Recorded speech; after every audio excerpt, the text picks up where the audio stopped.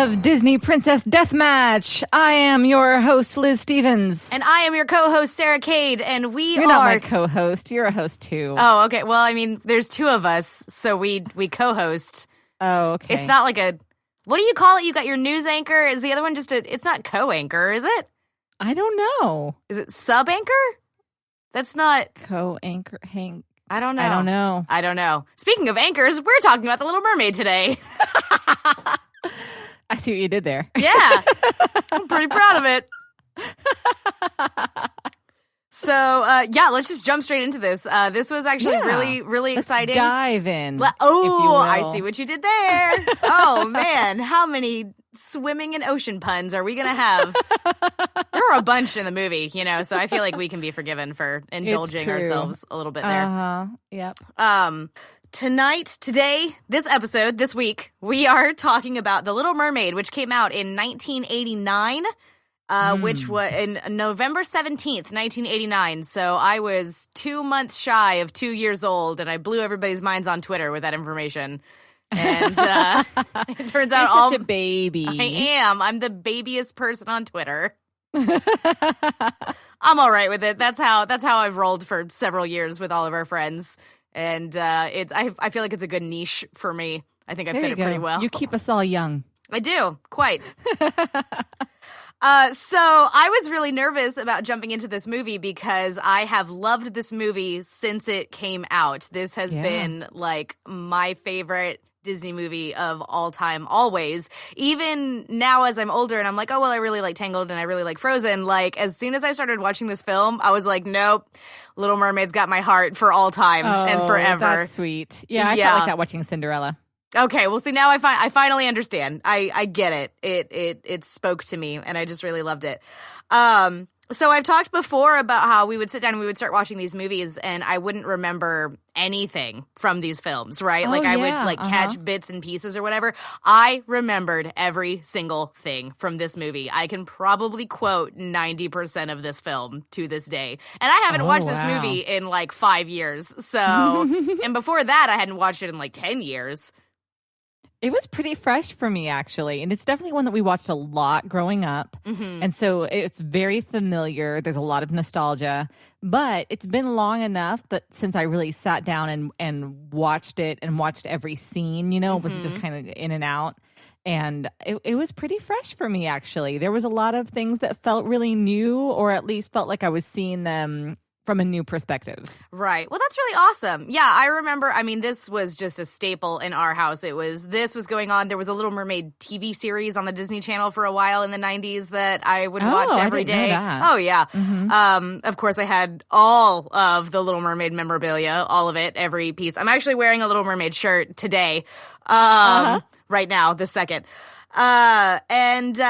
So it was really actually a lot of fun to be able to sit down and be like, oh yeah, I know everything that's going to be happening. But, again, I hadn't actually watched this movie in like 5 years because the last time I watched it, I must have been about 21 or 22. And I had gone for years telling everybody that Ariel was the best Disney princess. Like, she just was. And there was no, equivocation, and whoever thought different was wrong. Right. And then I watched it at 21 or 22 and got to the part where Ariel's like, I'm 16 years old, Daddy. I'm not a little girl anymore or whatever. And I was just like, oh no.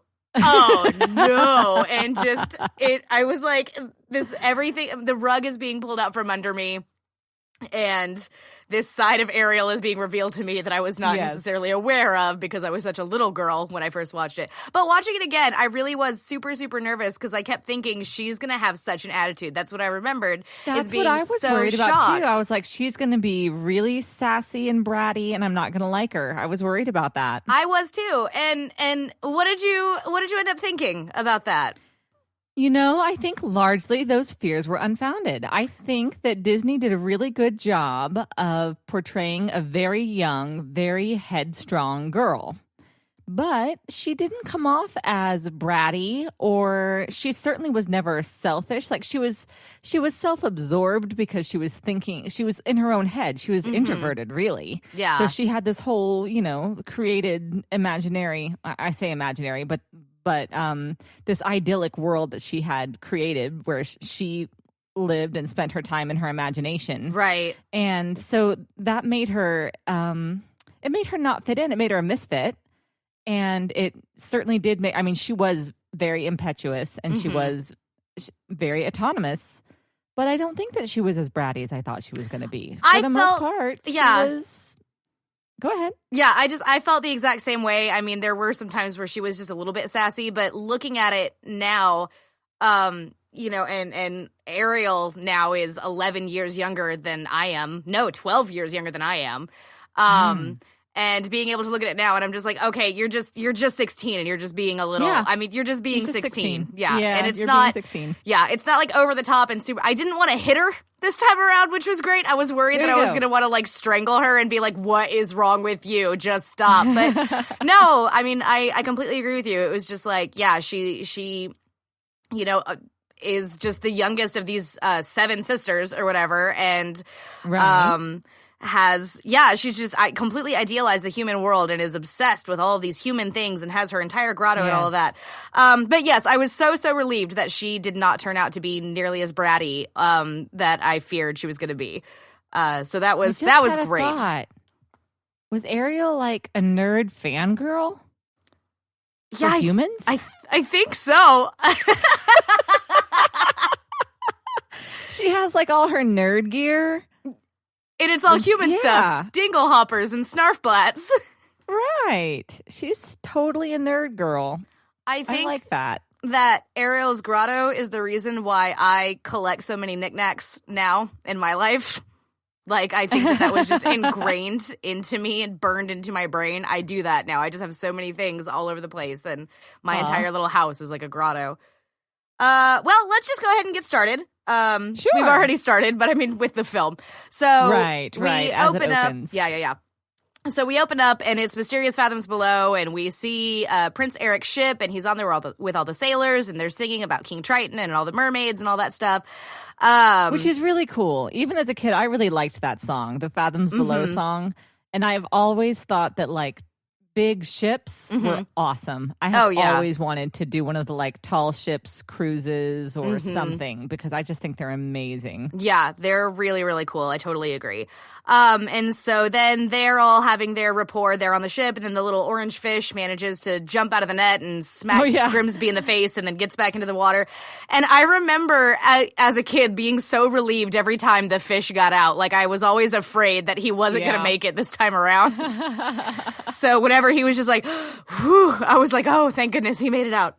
Well, and it was neat. Did you notice that when they're up above and it's that really gray, windy day and everything, you know, there's not any sunshine, but once the fish drops into the water, that's when there's like the trail of light behind him, and really kind of the color of the show really starts once we go underwater, which was neat. Right. Yeah, no, I totally agree with you. One of the things that's really interesting about this film is that this was the last Disney film that was hand colored. So before this film, anytime that they would like, you know, draw and ink all of the characters and all the scenes, and they would paint them in. They would paint the plastic sheets, which are called cells. And then you'd end up flipping those all together, and that's how you get a movie. You just, you know, and that's how that works. The Little Mermaid was the last movie where they hand painted things. They had to hand paint something, I think I read, 1 million bubbles for this movie, which is insane, completely insane to think about. Wow. But after this is whenever computer programming caught up enough to where you could draw your characters and the computer could color it in for you, so you didn't have to do it by hand anymore after that. And there's actually a part in this movie whenever Ariel is in the palace and she hears about Eric is getting married and she's running down the stairs, and how that animation looks so different. It's because like you may not remember, but it sticks in my head because I always thought that it looked way different. But as she's running down the stairs are like zooming back, and they're just very vibrant, a lot more vibrant than all the other scenery has been. Those stairs and that entire scene is done with the computer coloring rather than the hand coloring. And so I didn't notice, but that's really neat. Yeah, so that's why that looks different. But yeah, after this movie, none of the movies were done with hand painting anymore. It was all done with computers. So I thought that was really interesting. So we follow the fish, we get over to Atlantica, and we see the palace, and it rises up, and you've got that choir going on, and you just see all of like the optical lighting, like just the way that like the light is shimmering like on the ocean floor and all this stuff. And again, it's just like that was done by hand. Like people were sitting down like painting that, which is crazy. That's so insane. Yes. Because there is a lot of light play under the water. And I always liked that part. That's really cool. Yeah, I noticed it the most during the song Under the Sea, whenever it's like dancing across the rock that she's sitting on and stuff. And it just really struck me. I was like, this is incredible. This is absolutely beautiful. Yeah. I went on a 30-minute rabbit trail while watching this movie because I needed to figure out where Atlantica was located. And I think I figured it out. Okay, let me find my notes, actually, because I went a little crazy. So they keep calling Triton the Sea King, right? Every time they refer to him, it's like the Sea King. So it's like, is he king of all the seas? Is he king of like every ocean? Or is he king of just like the Aegean Sea? The one little like sea. The Caspian Sea? Well, like this little Black Sea? Right. And so here's where it gets interesting, because whenever Ursula does her song, whenever she's taking Ariel's voice, she actually mentions winds of the Caspian Sea. But I do not believe that Atlantica is located in the Caspian Sea, because the Caspian Sea is actually located in the Middle East near Turkey and Iraq and Iran, right? Yes,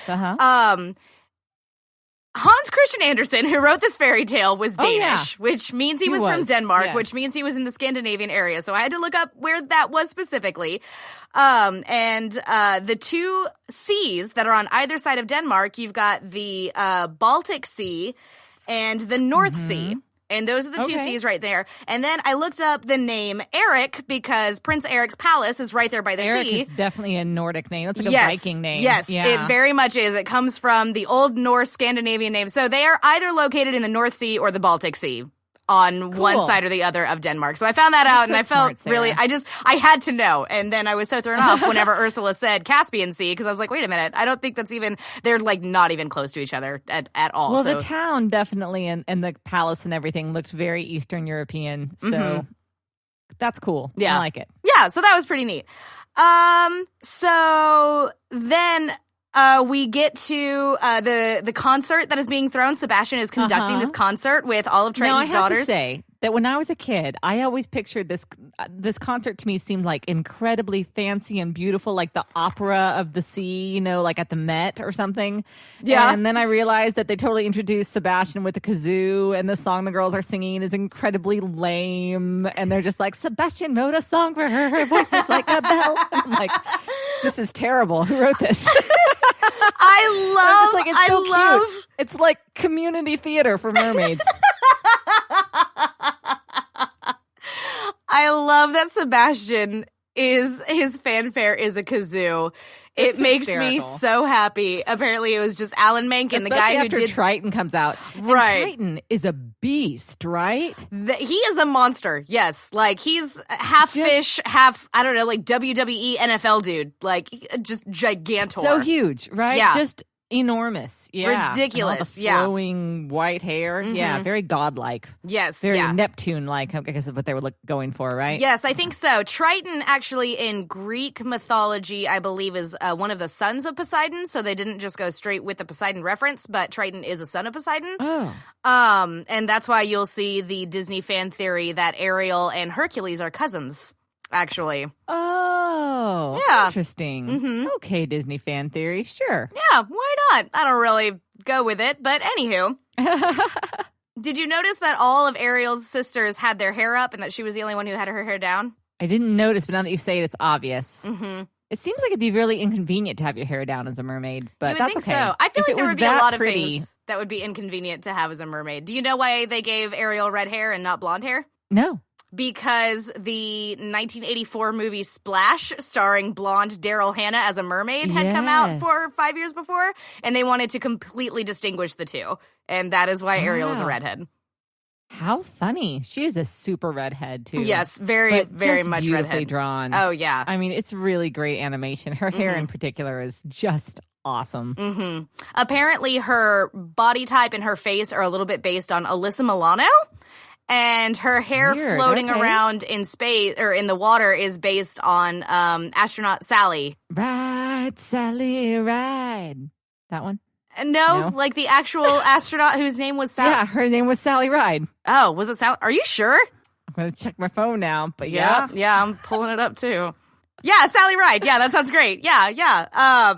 But anyway, so that's how they did her hair, was that they would look at videos of Sally up in space, and then that's how they did Ariel's hair and drew it, like, floating around in the water. Totally cool. Jodie Benson is my hero. She was my first ever voice actress that I completely and totally fell in love with. And I remember when they put the sequel out to this movie 10 years later, and they brought back Jodie Benson to play Ariel again. But of course, like 10, 12 years have passed or whatever, and she started talking on screen. The voice was different. And I remember being like, that's not Ariel. That's not the same lady. And my dad was like, oh, you poor sweet child. You have no idea. The voice acting across the board was really good. You know who really impressed me was Eric. The guy Eric who was played an excellent voice actor. The guy who played Eric was 16 years old. No. Yeah. You're full of lies. No, I'm totally What? not. No, he was 16 years old, but he sounded way older. Also, he played Greg Brady in the Brady Bunch movie. Wow. My mind is blown right now. Yeah. Wow. Yeah. Well, he did a great job. He did an excellent job. I was very impressed with Eric just across the board. Eric is pretty hunky. He's pretty great. Like, Right? he's so far the best prince we've seen. Definitely. Like, hands down. Yeah, hands down, best prince we've seen. Very capable, very strapping. Yes. Yeah. Yeah. He's a good-looking dude. Guys, Looks no. kind of hairy and slobbery to me. It makes me laugh every time, and I was so happy that it made me laugh every again time. this time. And then I wondered for a while whether mermaids were mammals or fish, and then I decided they had to be. Amphibians, They're right? amphibians. They gotta be, right? amphibians. Yeah. Yep, for I sure. think they breathe through their skin, possibly. That's the only thing I can figure. They don't have gills. That's what frogs do, right? Yeah, I think so. They must then. Yeah. So then we cut away from the concert to Ariel. Surprise, surprise, Ariel's not there at the concert, and she is kicking it at a sunken ship with Flounder, whom I love with all of my heart and soul. And Flounder's pretty darn cute and derpy, and I like him. Yeah. He doesn't look anything like a flounder, though, which is a bit weird. No, he very much does not. No, but he's very sweet. He's super duper loyal, which I really appreciate. Like, he is right by Ariel's side basically through the whole time, even whenever the shark, we're gonna die! Oh, Flounder, you're such a guppy. And then they go and meet Scuttle. And Scuttle, it suddenly struck me as an adult and knowing about these things. Scuttle reminded me very much of the character of Dogberry from Much Ado About Nothing, where he's totally got all That's those hysterical. and just making stuff up. Malapropisms. Yeah, that's what I said. No, I was going to say it might be Prop. I don't know now. I actually don't know I know either. that the character is Mrs. Malaprop, but it might be called a malapropism, not a malapropism. I don't know. But her I name think is you're Mrs. right. Malaprop. I do know that. I think you might actually be right because I think I say it wrong every time. Could be. Who knows? Yeah, who knows? Twitter will tell us. Yeah, they sure will. So then Scuttle tells her about the Dingle Hopper and about the banded bulbous Snarfblat. And I love that entire scene. Every single bit of it works for me. I love when he's got the telescope and it's going the wrong way and he's like, Ariel, how you doing, kid? Whoa, what a swim. Like, I love it. I love all of it. He's very funny. He's really great. So then Ariel and Flounder run back to the palace and Triton is getting onto them. And I remember, like, as a young girl, like 10 or 12, whenever I was still watching this movie pretty frequently, being so upset on Ariel's behalf, just being like, oh my gosh, parents don't get it, blah, blah, blah, blah. Like, what's his problem? And now as an adult, I'm like, yes, sweetheart, you absolutely need to stop going up and messing around with humans. They will just kidnap you and put you in a circus and murder just the crap out of you and your whole family. He is intense, though. He's super intense. He does come down hard on her and he does really yell. So yeah. He's very intimidating. Yes, yeah. And it would be easy, I think, to vilify Triton, but I do think that the movie does actually a really good job of just showing that, like, yes. he's doing his best and he doesn't really the best know he what can. to do. He's got 7 daughters and his wife is dead. And then we have the line, I'm 16 years old, I'm not a child anymore. My note just says, come on, Ariel, you're like a baby. Then she sneaks off with Flounder over to her grotto. And I wrote a note, how do you sneak anywhere? The palace is like wide open. There's no hiding in this palace, right? Everywhere you look, it's just like open sea, wherever out, like as far as you can see. She's just gotten really good at it. I guess so, yeah. And then we get to Part of Your World, and I wrote down, this song was my first I Want song, and it is my jam, and I love it, and they almost didn't put it in the movie. Really? Yes. Oh, that's right. You've told me this before. Go ahead. Yeah, whenever they were, because part of it, they're doing the first screening in front of kids. Well, they hadn't finished animating this scene yet, so like it wasn't finished. They hadn't finished coloring it. It was a lot of like just the pencil animatics and stuff. And so they show it to kids, and the kids, of course, are going to be super restless, and they've lost interest. And also, they're all like 5 or 6. And the director noted that one of the children preferred to turn his popcorn upside down and picked up his popcorn instead of watching the scene. And so they wanted to cut it. And then it was either one of the other producers or one of the other writers was like, no, we need to keep this. They tried to do this to The Wizard of Oz. We need to keep this in. That's true. And so they actually finished up the coloring, and they tested the scene again with adults and with like teenagers and stuff. And some of the adults were moved to tears by the song. It like touched them so much. And so the director was like, okay, fine, we can keep it, whatever.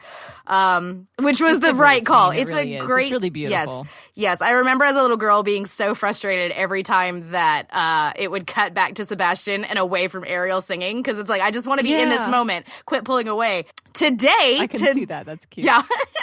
When I was watching this film was the very first time in my life that I realized that thingamabobs are a bunch of corkscrews. I just never knew what they were before. She's got now. 20 corkscrews. Good for her. Yeah. I don't even have one. Yeah. I don't own a single corkscrew. I would love to have 20. I sang Part of Your World. That was the first song I think I ever learned in my entire life. I sang it before I understood it. I didn't know what the word reprimand meant. I said it the wrong way for years. Oh, yeah? And there were lots of things that I misquoted in this movie. That's one of the things I noticed when I was watching it as an adult. Mm-hmm. I was like, I don't know what I used to say, but yeah, reprimand, I definitely did not know that word. And whenever she says bright young women, sick of swimming, I swear to you, my entire childhood... Yeah, my entire childhood was pregnant women sick of swimming. And I was like, well, of course they're sick of swimming. They're pregnant. Like, dang. Then I stopped taking notes for a while because I was so engrossed in the story. Yeah, it's true. My notes got a little bit less as we went on, too. We should talk about Ursula a little bit, though. Yes, we should. Ursula is based off of the drag queen Divine. What? Yes. Yep. I didn't know that. Yeah, she's really amazing. She's I really great. dig Ursula. Yeah, she's an excellent villain. She like just wants to completely destroy Triton and is not afraid to do it by like really terrible, horrible means. Also, in a deleted scene of the movie, it is revealed that she is actually Triton's sister. Whoa. Yeah. That's a mind boggler, but cool. Yes. Also, so she looks like she's half octopus, but she's only got 6 tentacles. She doesn't have 8. She has 2 arms. Okay. That's really interesting because that's what the internet said that you would say to me, which is just really funny. Like when I was reading the trivia. Right. Yeah. It was just like people will justify it by saying that her 2 arms are her other 2 tentacles. And I was like, that's like really specific. But then you just said it. So. Yeah.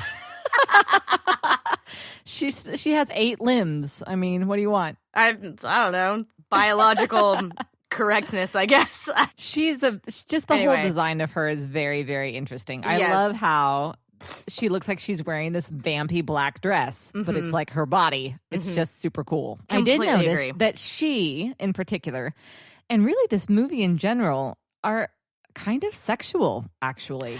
There was a lot of that, actually. I noticed that too. And I remember that there were some parts that as a little girl, it made me uncomfortable to see. And, just a little. Oh gosh, what was the one thing?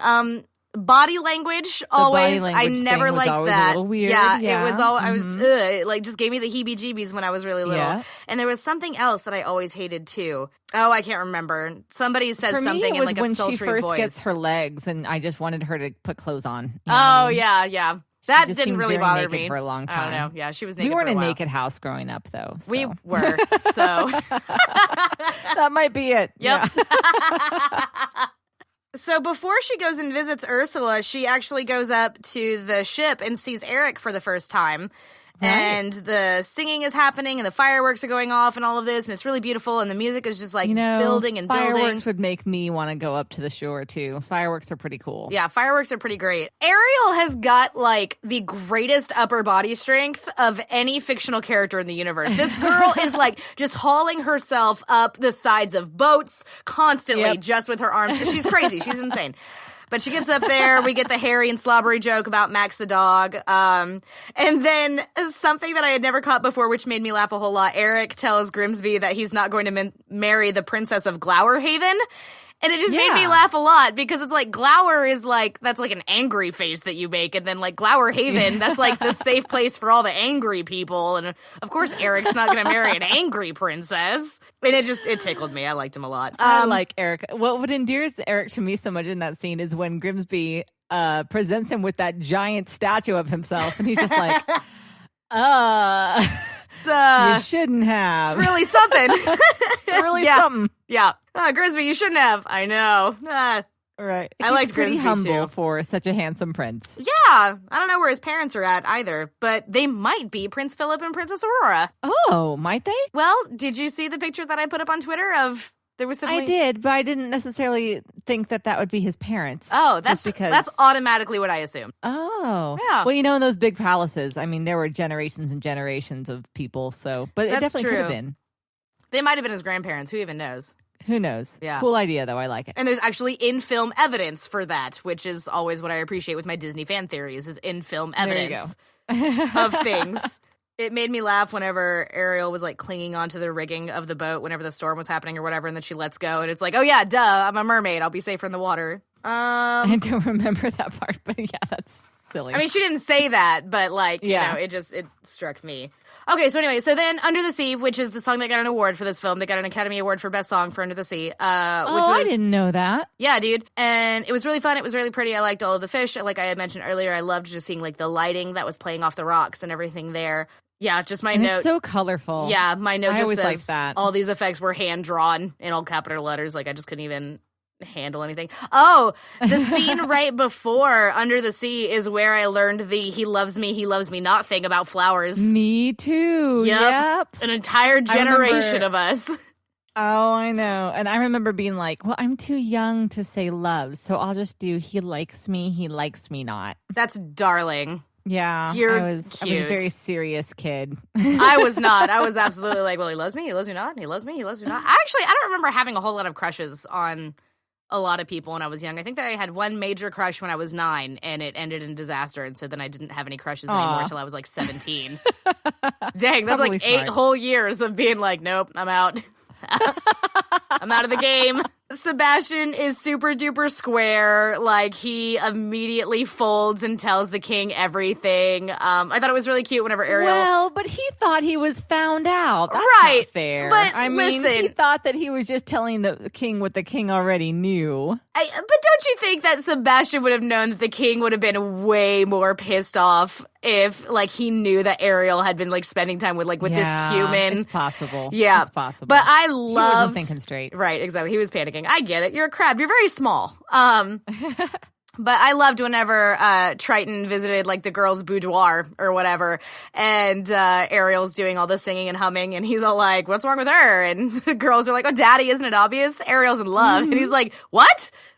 And I just thought it was really cute. Like, he's very cute. He's a super cute dad. He's really adorable. When he's not going totally nuts. So Under the Sea happens.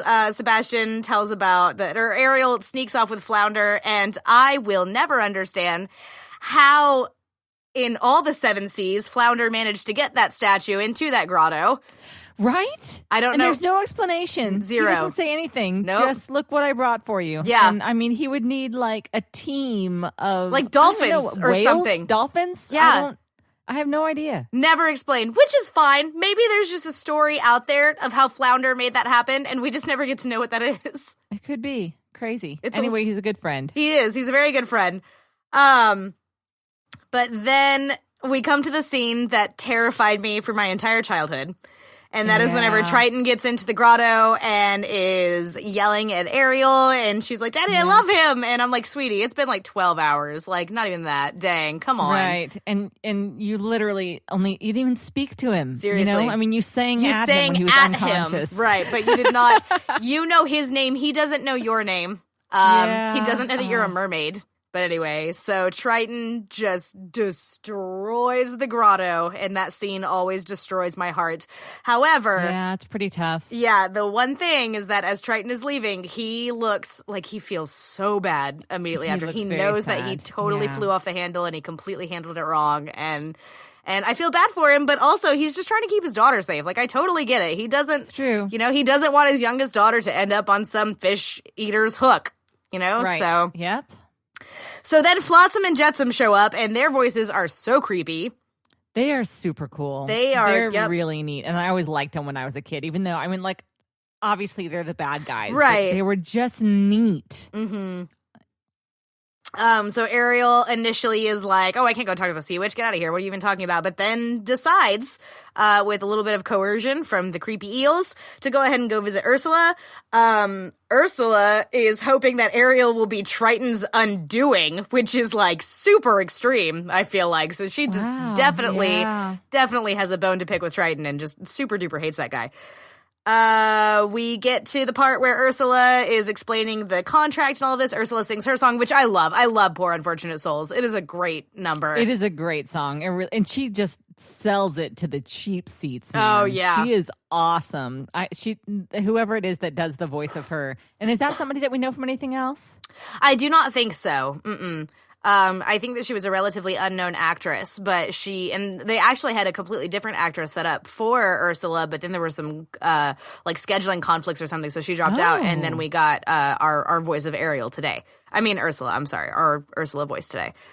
But she's awesome. Yeah. And that whole song, the way that she moves between singing and kind of yelling and kind of talking is just... It's really genius. She does an awesome job. She's such a pro. Yeah, it's very Broadway-esque almost. Mm-hmm. Yeah, absolutely it is. Yeah, so that's really, really cool. We get a mention of True Love's Kiss. This is our third mention in the Disney canon of True Love's Kiss because there wasn't a mention of this in Cinderella. Yeah. We needed one in Snow White and we needed one in Sleeping Beauty. Cinderella did not have to worry about True Love's Kiss. She just had to be home by midnight and get a shoot of it. And she did. And this is when we get that Sacred Heart of Jesus part, right? Which always confused me as a kid because, again, I was raised Catholic. Right. And see, that never meant anything to me. I was just like, oh, look, it's a heart with a crown on it. But you're absolutely right. That is definitely a very Catholic symbol. And I'm sure that was very confusing to all the young Catholic kids watching. Wait a second. Are mermaids Catholic? I can see how that would be really confusing.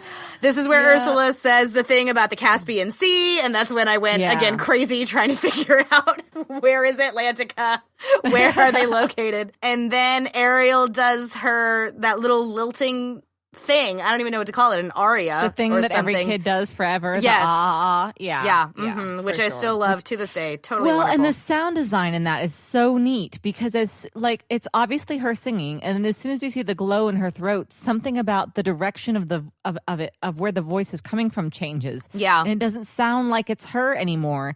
And as soon as it leaves her mouth, it gets this kind of like more kind of choral sound to it, and it's a little more echoey. So whoever did that was just genius. It was really cool. So then Ariel gets her legs. She's put into this giant bubble, which is really helpful, and then like zooms up to the surface of the ocean. And what's that thing that you get whenever like you like shoot up out of the depth? Bends. The bends. I kept saying shingles in my brain.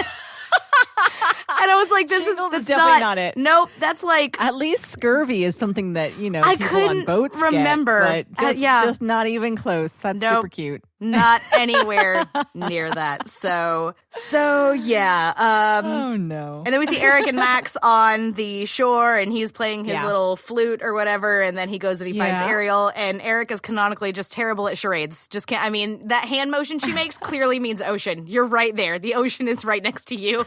How do you not understand what it is that she's trying to do? He's just so distracted by her prettiness, maybe. Yeah, and wrapped up in an old canvas sail? Yeah, in a sail. Yeah. Kind of just a crazy mute girl on a beach. You know what? I also would be bad at charades at that point, I think. Right? I think he's just stunned. Just give him some grace, maybe. Right. And so we just saw Ariel reading a contract that was written in English and signing her name in English. Yeah. And not reading. Did she actually read the contract, Sarah? Or did she just kind of glance at it and sign? You know what? She probably didn't read the EULA. She probably skipped right over that. I think so. I think she just hit yes, accept terms and conditions. Right. Accept terms and conditions. You guys got to watch out. You need to start reading like your iPhone, end user license agreement, because in there it's going to say that it steals your voice for 3 days. All right. You got to look out. But yeah, why didn't Ariel write the story in the sand and just be like, hey, I'm the chick who saved you. I was a mermaid, but you need to kiss me so I can stay with you forever. Whoa. Has that never occurred to you? Why didn't she? No, wait. It did occur to me, but here's the answer. I think it was part of what the Sea Witch said. She was like, you don't get to communicate to him except by body language, was like part of, you know what I mean? So like he just has to be into you. Okay, so do you think that the curse may have even like taken away her ability to communicate in any form? I wouldn't be surprised. Okay, that's really interesting. I like that. In, Liar, Liar with Jim Carrey. Where he can't even lie. Where he just like can't even get the words out at all. He tries to write it with a pen. This pen is... He tries to say like this pen is red or whatever. No, he says this pen is blue, but it's a red pen. Oh, yeah. I see. Well, anyway. Or it's like reverse. That. Anyway. Yeah, okay, that's really interesting. I'm headcanoning that because I totally accept that. I think that's legit. I think that's a legitimate thing. So we're about halfway through the film. Now, at this point, we get to the dinner, the dining hall space where they have where the huge giant dining hall charming. For Eric and Grimsby. Yeah. Well, they've got all those great windows overlooking the ocean. That's a neat castle. It's amazing. Where is everybody? Why do you have this giant palace and like 4 people work there? Well, like 7 if you count the 3 ladies doing laundry. I guess that's true. Yes. There's like nobody in this palace. But anyway, so Ariel comes out in her pink dress. Go ahead. Yeah. No, that's what I was going to say, is that you always talk about how you really hate this pink dress, right? I was totally wrong. Wasn't I? I was wrong, right? This is a super cute dress. It's a really darling dress. It looks so much better than it did in my memory. In my memory, it just looks absolutely terrible. But and it's a very soft pink. It's not lurid at all or aggressive. Right. And I really like just the structure of the dress very much. I love the sleeves. I learned that this dress is an amalgam of our previous 3 Disney princesses. The sleeves are puffy and have those stripes on them like Snow White. The way that it swoops across her chest is reminiscent of Cinderella. And then the way that the sleeves go all the way down like to her hands is reminiscent of Sleeping Beauty. That is so neat. Yeah. I see it now. So I don't hate this dress anymore. I actually quite like this dress. I do not like that dress nearly as much as I love her out on the town outfit. The blue skirt. Which is really cute. Yes, and the big bow. And it's just the big bow. I'm not into the big bow. No, I think it's darling. The black bodice. Very, very cute. Right, yeah. So I thought that was really cute. So they have their whole like meet cute day outing while they're out running their around. Their day out is flippin' adorable. But it's first really of all, great. I have to say that when they have their dinner and she is combing her hair with her fork and then she gets embarrassed, she reminds me so much of you. It's like painful.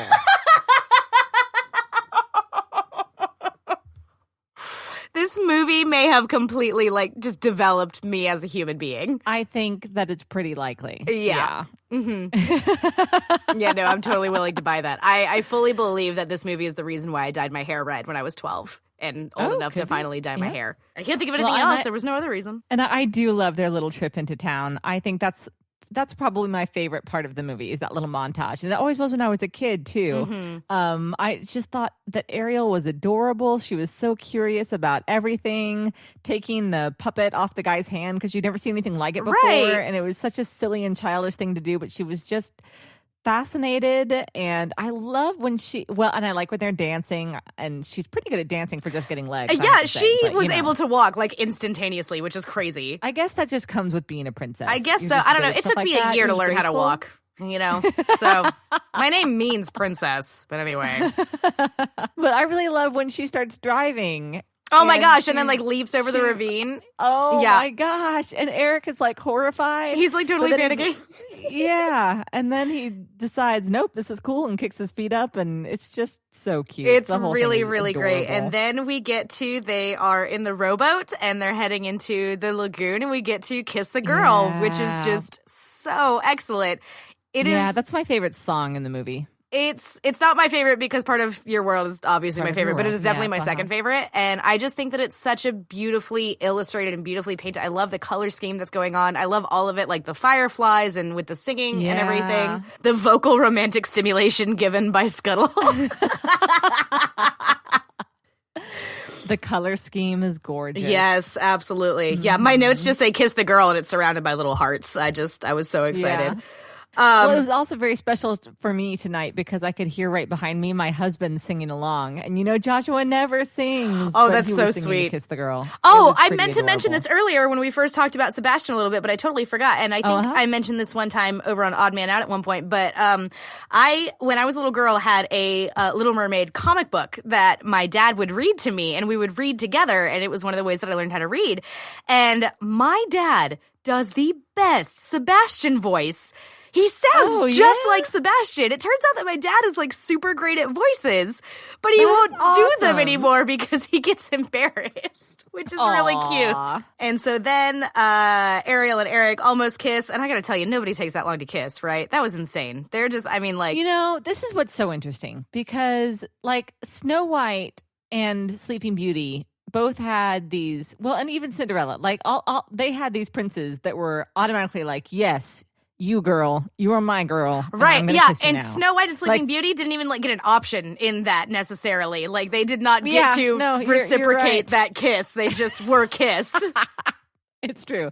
And I mean, really, by the standards of Snow White and Sleeping Beauty, I suppose that Prince Charming from Cinderella actually played things slow because they dance for a while and they go for a walk in the garden before he actually tries to kiss her. Right. But Eric is like really reticent. He's like taking his time and which is really being great. Really careful. Yeah. And it's really quite charming as you see that he's trying to search himself and be like, okay, this girl is lovely and she seems really wonderful, but I have been holding out for, the girl on the beach. Yeah. And when he has that moment when he decides that, that this girl that he's getting to know is worth the risk that the girl that he doesn't know could be amazing. Right. Having someone who's here and who is amazing, which is really quite a complicated thing for a character to decide in something like a fairy tale. Right. You know what I mean? Yeah. Like generally it's just, hey, you're hot, I'm hot, let's be hot together. Yeah. But Eric really was taking some time, and I actually appreciated that. I mean, he really, what was it, 2 days? Yeah. 2 days. I mean, wow. Yeah. This is what you've done to us, Disney. But no, I completely agree with you. Certainly out of all of the princes that we have met thus far, he is definitely the not like the jerkiest, because the other ones were, I mean, like you said, just like, hey there, hot lady, be my hot lady now. I claim you, and even though you're trying to dash away from me, I'm not going to let you go because I'm a prince and I get what I want. And Eric's just like, nah, that's cool. Like, I want to kiss you. Do you want to kiss me? I don't know. I mean, like, I go 90, you go 10. What's the situation here?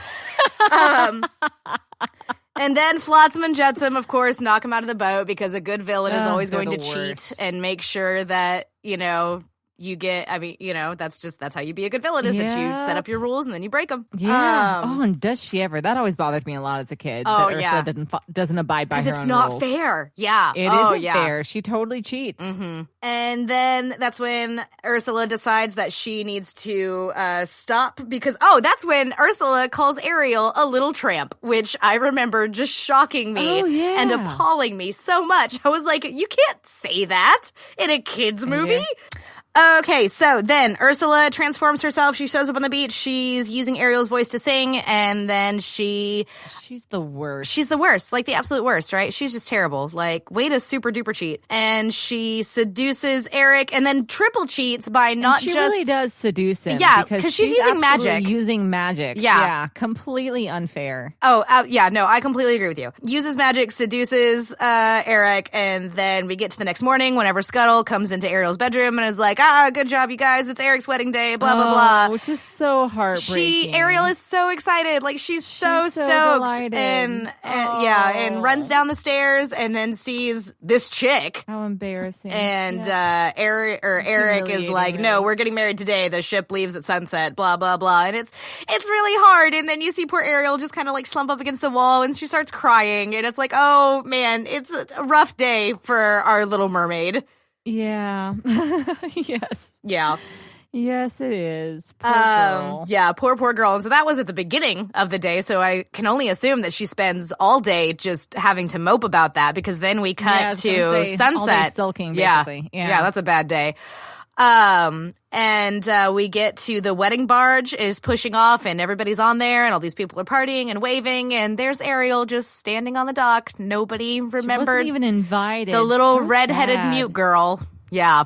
Aww. And again, just sits down and start crying. And frankly, I would too. Yeah. And then we see Scuttle flying past the ship and he hears Ursula as Vanessa, using Jodie Benson's voice. Singing the song and Jodie Benson does a great job here. She because really when she kinda, does. like flips back and forth between the Ariel voice and the more like the more deeper grating adult. and Yeah. Mm-hmm.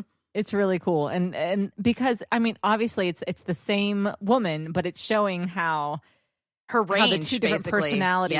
Yeah, it does show a range, but it also shows it's showing how the two different personalities like make this voice so different too. Yes. Like what attracted Eric to Ariel was more than just the voice. You notice that Right. now Yeah. because it That's had a to do really with like good the point. kindness and the compassion that was behind it. And not just, the sound itself. Right, exactly. So Scuttle sees all that. He flies back over the dock and explains to everybody what's going on. And Sebastian's like, are you sure about this? And then one of my favorite lines that I have since said, just, whenever it strikes my fancy, have I ever been wrong? I mean when it's important. I love that so much. And then Ariel is just like, okay, we're doing this. Just leap straight into the ocean. The ship is like forever away. You're no longer a mermaid, so you are not swimming as fast as you used to. But she's just like, forget it. Just jump straight in. Girl's got to protect her man. She knows what's up. It's true. Yeah. Yeah, and Sebastian comes to her rescue, giving the barrels for her. Yeah, to Flounder, who along. I feel like, I mean, I don't know. I guess he did it, so good job, Flounder. You made it. But initially, you're if just he like, can drag a statue of Eric that's into the true. grotto, You know what? Flounder may dragging be, Ariel, pound a for couple pound, the of- strongest fish in the entire ocean. What do we know? Certainly I'm not in an the oceanographer. North and or Baltic Sea. Probably not oceanographer, marine biologist. I'm neither of those things. Did you know that when I was a little kid, I wanted to be a marine biologist when I grew up? I believe it, Yeah. but I didn't know. Yeah. I mean, it never really came up. Yeah. There's not a lot of marine in No, Oklahoma, there so it's really okay. is not. I looked around and I thought my dream has died with my location. So I became a podcaster instead.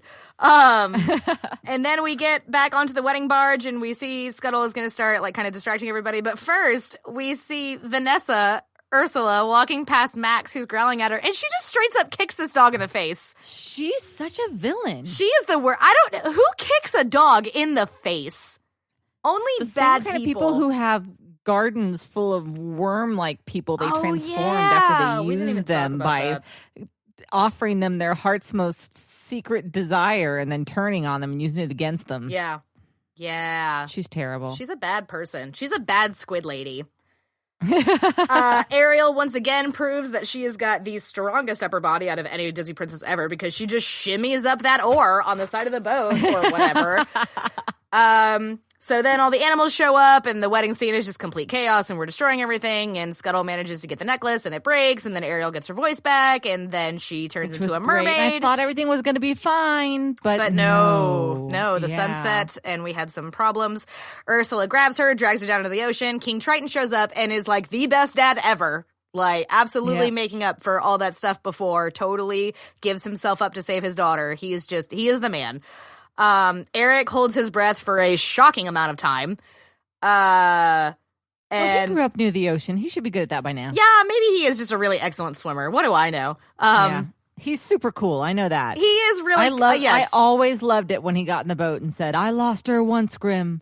I'm not going to lose her again." Yeah, because he's Every really time I was legit, just right? Like, "You're he's really just cool." a Yep. super legit guy. Eric is the most legit prince. And then Ursula manages to get hold of Triton's crown. She turns into a giant Cthulhu monster and is screaming things like, "You fools," and "my power," and all the other stuff you have to yell if you're a Disney villain. The And winds of the sea obey my every whim. yeah, that kind of thing. Yeah, kind of like evil Galadriel in Lord of the Rings. You get really, when you turn Yeah, evil, she you was get totally scary, like that. deep voice. Yeah. Yeah. And so then Prince Eric just straight up drives a ship into her gut. Just impales her right there. like Just a Jaws like a style, skewer. man. Yeah. Totally cool. Yeah. Yep. Like a kebab. It was more graphic than I remember. Like I feel and like then I the had, lightning strikes her and Yes. you see her skeleton. It's pretty intense, it's man. really They're not messing scary. around. And then it's like all the sinking and the bubbles and everything, and it's really an excellently crafted scene. It's really, really well done. It's super cool. And so then we see that all of the weird little, I mean, what are they? Like little, they're not anemones, like little nematode people? I don't even know. Weird sea kelp. I don't know. Critters. Yeah, the garden, though. The garden. witch's garden. Totally is destroyed. And everybody's free. And they're like, and Which they was get to really go. great. Yes, Yeah. I agree. I'm glad they didn't have to and you live like see- that for all eternity. Yeah, it's true. That's a good part. They're also happy. They are, yeah. It's like, I'm never making a deal with the sea witch again, which you won't have to because she's super duper dead now. And then we cut to Eric is on the beach once again. Ariel is sitting on a rock staring wistfully at him once again. And King Triton and Sebastian are talking, and King Triton finally says, well, then there's only one problem then, isn't there? And Sebastian's like, well, what's that, Your Highness? Or Your Majesty, rather. And he says, how much I'm going to miss her. And it's just like, ew, what a good dad. And it's real sweet. Uses his magic. And then he makes her a super great dress. Yeah, I call it the Lily Celine was like, Dion dress. Where'd she get the awesome dress? Yeah. I was like, her dad made it for her because he's awesome. What are you talking about? So I guess that making dresses is like a long-standing Disney magic tradition. It's not just Elsa, Totally. you guys. Oh, Like, yeah. this has been going on for some time. Triton did it. Fairy Godmother was did super it. into it. Yeah, if you have magic powers, fairy you can make clothes. from Sleeping Beauty. Yeah, Yep. that's just It's part just of a thing it. you can do, I guess, really which is neat. extra pretty clothes that fit just right. That's exactly right. And then we get the choir jumping up again, doing Part of Your World. We have the final wedding scene. We have Ariel in her wedding dress. We have her hugging Triton With and saying, the super giant sleeves. yeah, right? they're like bigger than her Those- head. They are literally bigger than her head. It's kind of insane. I can't quite get over that. I like a puff sleeve. I'm an Anne Green Gables girl. You know, puff sleeves are very important. I understand this. But that's a big sleeve. When it's bigger than your head, Yeah. that's a massive sleeve. Right. And she leans forward and hugs Triton and says, I love you, Daddy. And then I die inside because it's so sweet and I can no longer handle it. Aww. And I remember why it's my It favorite is movie. really cute. And then I text my Yeah. dad and tell him that I love him. And then they live happily ever after and get a sequel and a prequel, neither of which was very good, in my opinion. Yeah, that's what happens. And that is The Little Mermaid. So now it is time for us to do our grading. I have high hopes. All right. You know, I'm interested to see what happens here. I really am. I really am too. Okay, so first, Ariel's autonomy. How do we feel about that? 5. This I think is so, a too. super autonomous lady. Yes, Yep. She she- makes all of her own decisions. She pushes the plot forward. She Yes. absolutely goes out and gets what she wants. She doesn't always make great decisions doing that. Right. But that's not what autonomy necessarily means, is Exactly. Nope. it? Decision doesn't have to be good. It just has to be yours. Yes, completely agree. Okay, how about her attitude? We both were really scared that she was going to be a complete and total brat, and she surprised us by not Yeah. really being that. It's true. Like you know what? That's good. I can't give her too high though because she is very self-absorbed. I agree. So, yeah. What are you thinking? I'll tell you what I was thinking, and then you can let me know. I was thinking either Okay. like a 3.5 or like a 4 because she was really sweet, but she was doing a lot of it for herself. Yeah, to I was kind thinking or exactly for the same Eric. thing. Yeah. So do we want to do? Oh gosh, 3.5. or 4? You know, I'm comfortable giving her a 4 actually. Okay, that because sounds again, great. when I think about it, was only when she was in conflicts with her father that kind of like whininess and the attitude Right. came up. Yeah. To all of the other people in her life, she was always very sweet and kind, and I mean, she was doing her best to defend herself. Right. And with a parental figure, that just looks a little bit different. You It know? does, and it can be really hard, especially whenever you're like 16, you know, and, For sure. and maybe Yeah. not the best at expressing your emotions or your feelings. I'm not Agreed. saying that I know exactly what Ariel went through. I'm just saying that perhaps I can understand a little bit being Right. the sort of headstrong, emotional person that she is. Okay, next is her animal companions. So Sebastian and Flounder And Scuttle. and Scuttle. Also Scuttle. Oh, man. They're pretty I great, have to give right? them a 5. Yeah. They're really amazing. They're really Yeah, awesome. The animal companions get a 5. They're all great. I Yes, really enjoy I them. have nothing bad to say about any of them. No. Yep, they're super great. How about Ariel's attire is next, her clothing. Ooh, okay. Now, she has a lot of costume changes, actually, so this will be a little interesting. Yeah. I liked all of the outfits. I don't think that any of them are, like, just super duper over the top, utterly amazing, except for, like, the sparkly Celine Dion dress kind of at the end.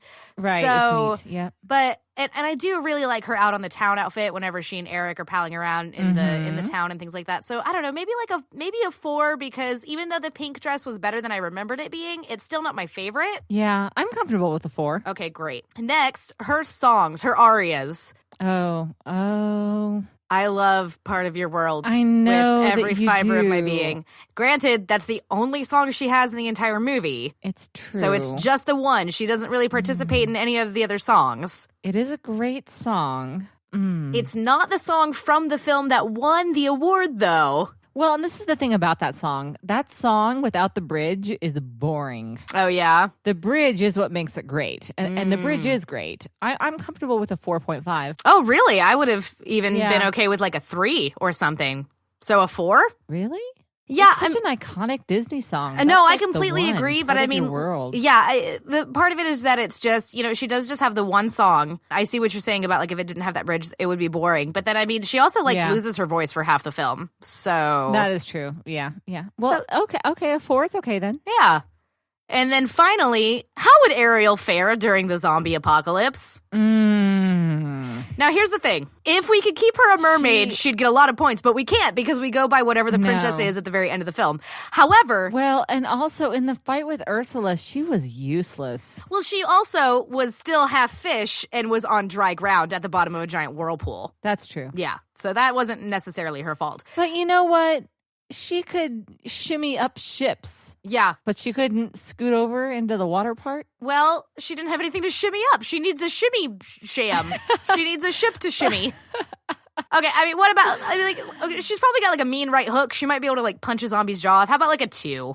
She in comparison, she rides really fast. She does carriages. That's true. She's very brave. I feel like she is brave. Oh, okay. I'm comfortable with the 2. That's all right. In comparison, Snow White and Aurora each have a 1 for zombie apocalypse scenario. Yeah. Cinderella has a 3.5. And I think a lot of that was because we thought her. that Cinderella just wasn't going to take anybody's crap and was, you know. Yeah. Well, and also that I remember that I fought hard for like no one is going to let anything bad happen to Cinderella. That's like true. all of her companions just are like going, Yeah. Right, right. Yeah, so I don't know, like a 2 or a 3 for Ariel. She does have that insane upper body strength. The girl will be able to wield a machete or whatever weapon you put in her hand with like no problem. That's true. She can just like scale all the buildings in the city. Yeah. That's pretty good too. How about a 3? Okay. A 3 sounds good. Also, if Eric is around, he's super competent. He's also super competent. So. But we're not grading the Disney princes. It's true. We're not. Yet. But yeah, I'm good with a 3. A 3 is good. We have Ariel at a 25, which is the same score that Cinderella got. Interesting. Yeah. Okay. Is your kid we'll still see. up? Because this is what we have to do in a tie. We have to ask Lily which one's better, and then they get the better bonus point from Lily. Oh, let me see if she's awake. Okay. All right. Just a second. Okay, she's here. So, Lily, we have a bit of a situation here. We are 4 princesses in, and we now, for the first time ever in the history of this podcast, have a tie between 2 princesses. So we determined that anytime that we had a tie between princesses, that they would get a super special bonus point from you because you're a 10-year-old child and the person that these movies are aimed toward. How does that sound?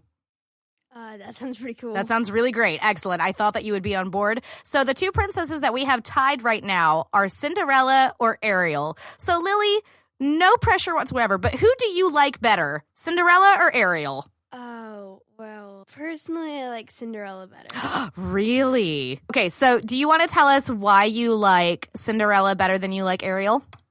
Oh, well, I think Cinderella you've got like your classic Cinderella story. I feel like she came farther to prove that she was worth something and she wasn't the garbage that she was treated like. Oh, that's really interesting. So you think that, so she had to work harder to kind of end up with her happy ending?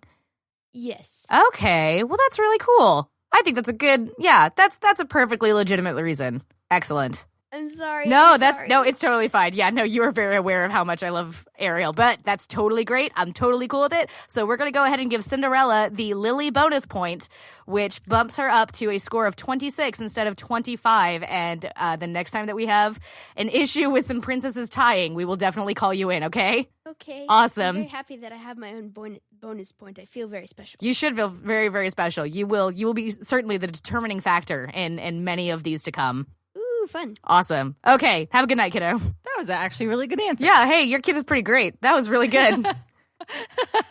Excellent. Okay, cool. So we are at the end of our 4th episode, and in first place, we currently have Cinderella with 26 points since she got that Lily bonus point. And then we have Ariel right behind her with 25, Snow White with 16.5, and then Aurora with 12. Next week, we are going to be doing Beauty and the Beast, and we will be grading Belle, which I'm pretty excited about. That'll be really good. Yeah, definitely. We might have a new first place champion after that one. Oh, yeah. We'll have to see. Pretty darned awesome. She's pretty we'll great, have to right? see. She's really great. Yeah. There's no denying that Belle is pretty darned awesome. Mm-hmm. Yeah. Totally. So if you guys want to get in touch with us, you can and talk to us about whether or not you agree with Lily that Cinderella worked harder for her happy ending than Ariel did and deserved that bonus point, then you can get in touch with us on Twitter at Common Room Cast. You can get in touch with me personally at Elsa Grab the Salt. I'm Lizbeth Ray, 555. And if you guys liked this show, if you like what we're doing here on Disney Princess Deathmatch, if you have listened to some of the other Common Room radio shows like Roll for Topic or Odd Man Out, and you would like to support us, all you got to do is head over to patreon.com/Common Room Radio, and you can kick us $1 a month or whatever you can afford, and that helps us to make even more podcasts and supply you with even more content and add even more chairs to the table so that you can pull up a chair and join the conversation. That's right. And you can find more of the shows that we're doing at commonroomradio.com. That's right. Okay, awesome. Thanks again for listening, and we'll see you next week. I